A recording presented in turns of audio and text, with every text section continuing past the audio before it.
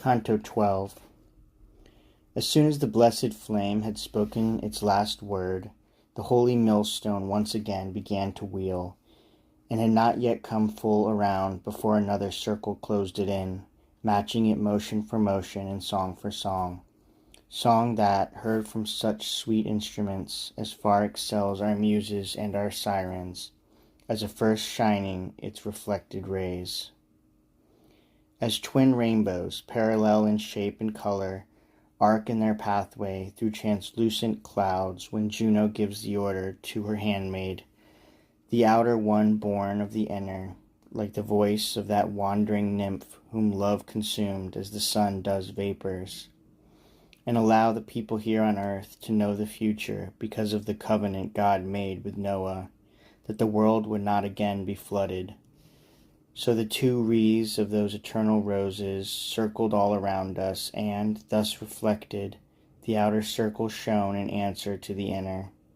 When the dance and all the other celebration, the singing and the brilliant blaze of flames, light with light blent in ardent joy, came to a stop together and of one accord, as eyes, when beauty moves them, must open wide or close as one.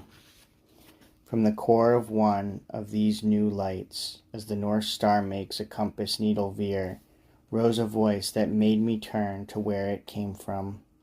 And it began, "The love that makes me beautiful bids me in turn to laud that other leader, because of whom my own has won such praise. It is fitting that, in naming one, we name the other so that, just as they were joined as one in combat with a single goal, their fame should shine as one."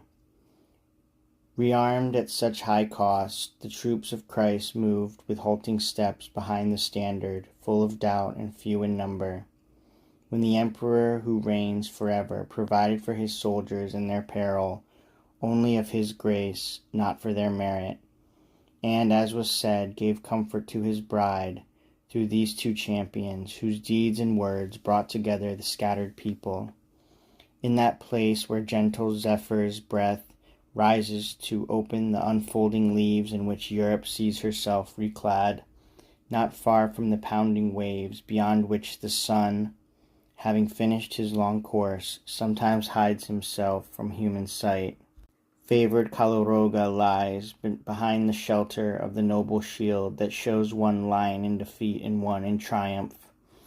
In that town was born the amorous lover of the Christian faith, the holy athlete, gentle to his own and savage to his foes.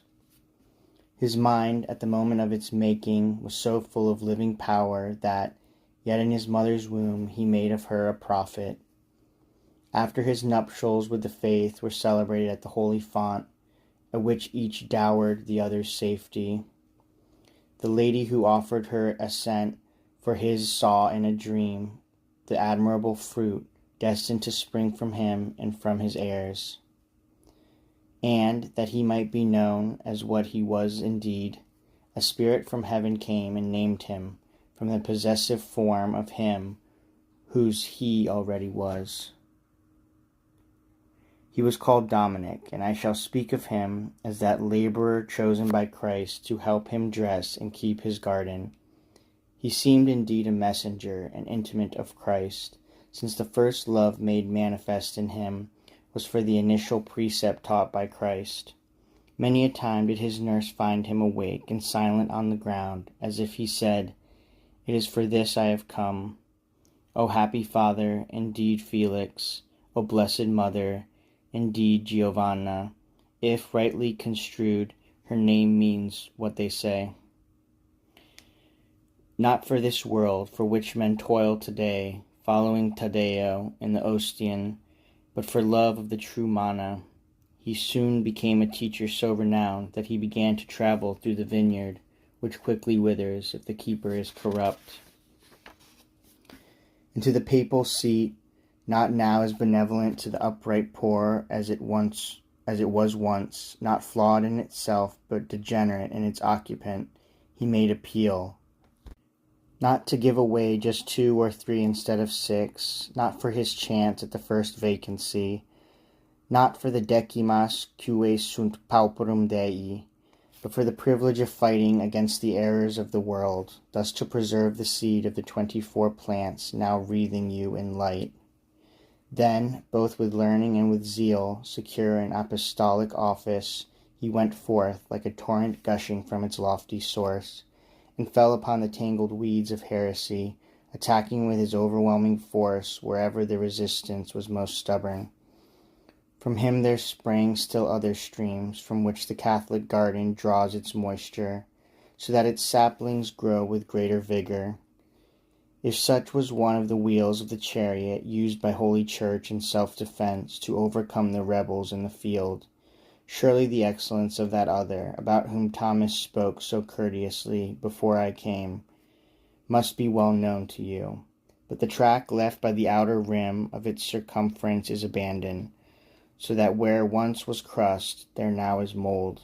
His family, which started out setting their feet upon his footprints, is now turned backward, setting their toes where once they placed their heels. Soon that harvest of bad tillage shall occur, when the tares complain that the barn is shut against them. I readily admit that, should one search our volume leaf by leaf, one still could find some pages where one might read, "What once I was, I am." But these will not come from Casale or Acquasparta, for those from there come to the rule either to flee it or constrict it further. I am the living soul of Bonaventura, from Bonia Reggio, who in great office ever put last the left-hand care. Here are Illuminato and Augustine, among the first brothers barefoot in poverty, who with the cord became God's friends. Here with them is Hugh of St. Victor, Peter the bookworm, and Peter the Spaniard, who casts light from his 12 books below. Nathan the prophet, Chrysostom the metropolitan, Anselm, and that Donatus who to the first art deigned to set his hand.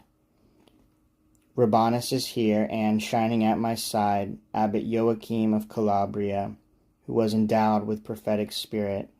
To sing the praises of so great a champion, the ardent courtesy and fitting discourse of Brother Thomas has inspired me, and did the same to my companions.